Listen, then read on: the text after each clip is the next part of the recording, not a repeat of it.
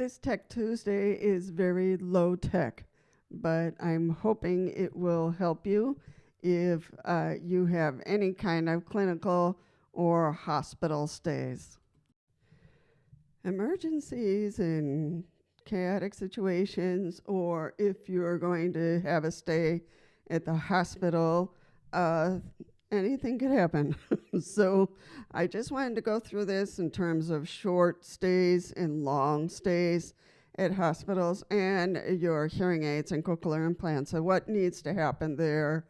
I am one that once in a while I have to stay, like last week. So, but usually short stays, you just have to be very verbal if possible. If you are conscious and able to speak, just to let them know you have hearing aids. Now, in this experience I had, they had to put a collar on me. I had a fall, so they put a collar on me, and that was knocking off my processors from my cochlear implants, and then I couldn't hear them.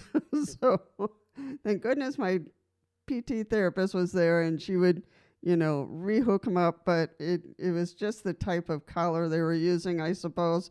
But every 2 minutes, it was knocking off my cochlear implant. So I just had to be very verbal and say, I cannot hear you. The collar has knocked off my cochlear implants. So, and that was every 10 minutes. So, that there was, between the collar and my cochlear implants, to them, it was more important to have the collar on. So, I would just say, write it down, show it to me. So they were writing down some things on what they were going to do next and all that kind of stuff. So in those circumstances, I was aware, I was awake, so I had to really push the idea, I cannot hear you. So it doesn't make any sense to yell at me because I'm not going to hear you. So we got through it. Once they were able to take the collar off, then I was able to handle my processors and make sure I could hear everything that was going on. So sometimes the nurses were looking at instruments and they had their back to me. So, I had a companion there from my house, so she was able to translate what was going on. But, and I wasn't going to be there for a long time in the ER, according to me. But I had to tell every shift, I'm hearing impaired, please face me. I have cochlear implants. So, once in a while the pillow or the position I was in, would knock off my processor. So it was a little annoying, but those are the things you have to deal with sometimes when you're in the ER or you go to the hospital for a short stint. You just have to be verbal and let them know I have cochlear implants. So if they're going to keep you like they did with me, the question is, should they, because the long stays, they give you a cup with your name on it so you can put your hearing aids in there and your cochlear implants. But for me, they needed to test me. They needed me to be aware and hearing. So they didn't bring me the cup. But for all the nurses and all the shifts, I just said I have cochlear implants. And especially at night, when I go to bed tonight, I'm going to take them off. I'm not going to be able to hear anybody. I'll put them on the table so it's visible that I'm not able to hear you. So the nurse, was sure to let the staff know that I was deaf, but I could hear them when I had my cochlear implants on. And then if I was off, they would see my cochlear implants on the table. So that was just because it was a short stay, and they just needed to do some testing in which I needed to answer some questions. So, but for longer stays, one of the things that I designed, not exactly designed, I printed this out from some websites. Now let me see if I can show you. This one is from a Swedish hospital. It's a Swedish hospital, and they had some forms there. So I printed those out. I filled them out, and then I printed them, and then I laminated them. So this is what I did here. Let me see. There we go.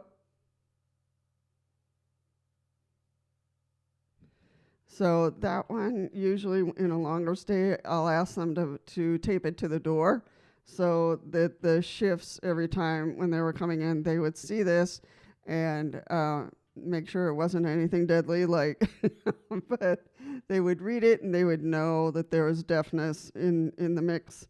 So also, this one I downloaded and I use it for the table, for the hospital table. So I fill this one out, and I'll find these forms and put the links down below. But then I fill it out, but it's laminated, so I can use what's it called? Those markers that you can just wipe off.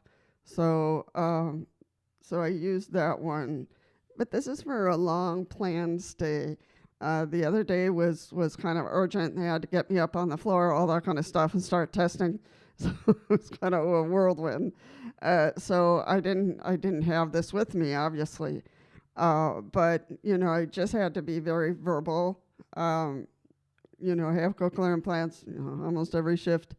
But they, even the call bell is an issue for me because all I hear is mumbling. I don't hear the words.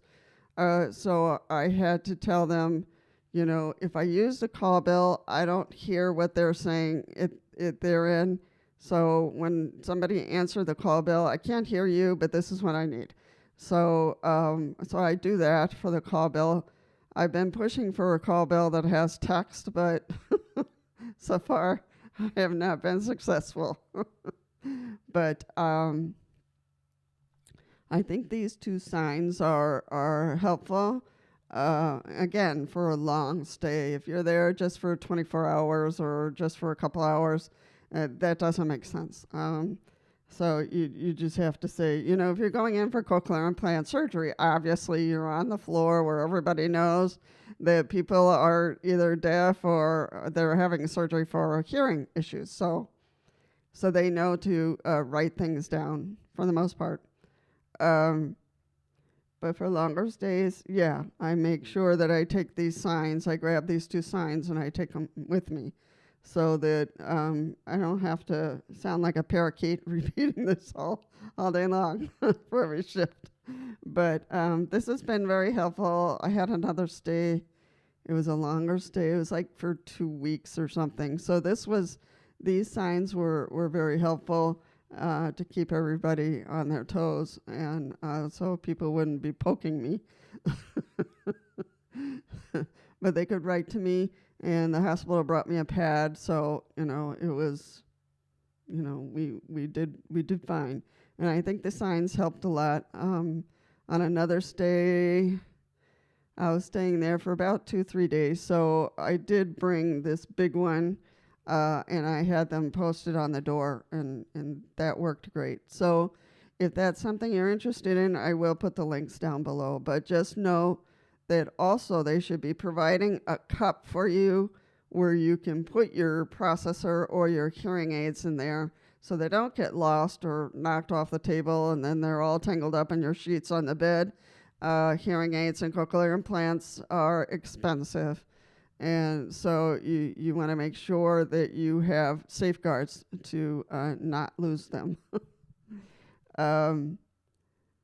I can't think of anything else. This was just a short, video on, if you're staying at a clinic or you're staying at a hospital or it's a short stint at the hospital, what kind of things you can do to make sure, that everybody knows and helps you out with communication. So for short stints, just be verbal, let everybody know you're hearing impaired, or you use cochlear implants and they need to be facing you, please. And if you're sleeping, you take out your hearing aids or your cochlear implants to just let people know you won't be able to hear them, to please write down what they need to say. In a long stay, use some kind of sign so they can stick it to the door or put one on the table so when they come in they can see it, and they'll know to either not wake you up and just do the tests they need and go away,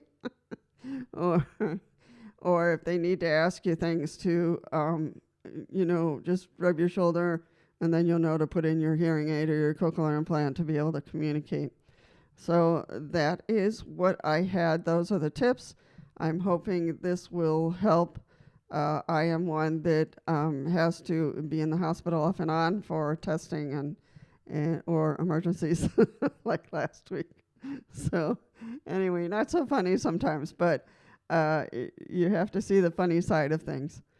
So I'm hoping this will give you some ideas on how to protect yourself and let people know that you have communication issues and that these are the things that will help you in communicating. As always, if you could give me a hand to grow this channel and subscribe or like or write down some comments and share your experiences about being hospitalized or going through the ER and having some difficulties communicating and how you resolve that. That would be awesome. So I'm glad you came today. I'm glad you shared these brief moments with me, and I hope to see you in the next one.